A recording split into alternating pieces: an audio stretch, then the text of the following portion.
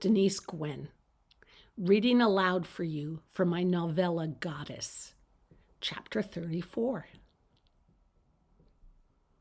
As the city of Bloomington faded into the background, and as night enveloped them on the empty, silent highway, a sense of peace crept into Maddie's heart, and she grew content with gazing up into the clear night sky shot through with stars.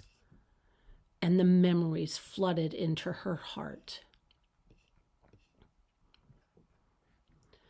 The first memory was of a night eerily similar to this one. She'd been a little girl, and her parents had taken her and her sisters to Indianapolis for the day to visit the Children's Museum.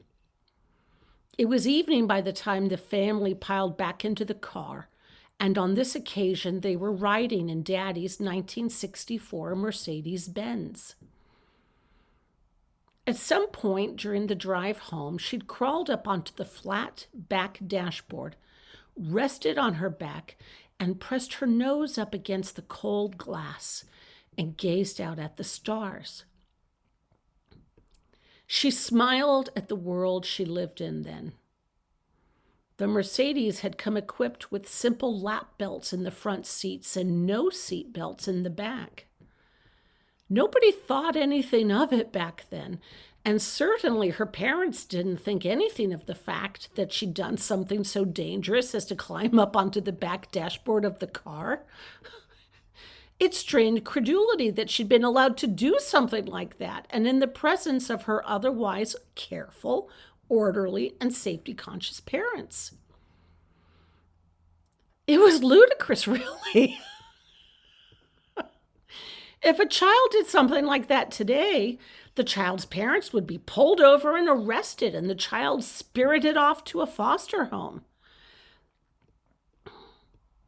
And she'd loved the sensation of pressing her nose up against the hard, cold glass of the Mercedes and staring out at the dark night and letting her thoughts wander as her father drove and her mother spoke quietly to him in the language of adults. She half listened, feeling safe and loved, as her sisters slept, and she gazed out through the windshield and sensed the chill of the cold night air on the opposite side of the glass, and her body felt warm and cold at the same time. Across the vast darkness, she saw solitary houses in the distance. She'd see a single light shining in the front window of these houses, and she imagined the lives of the people who lived within.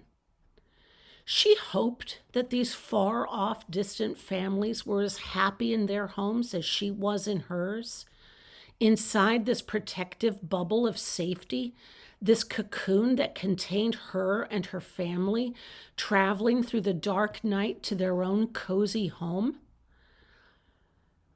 Such a lovely little memory. And no harm had come to her from lying in the back window with her nose pressed up against the glass.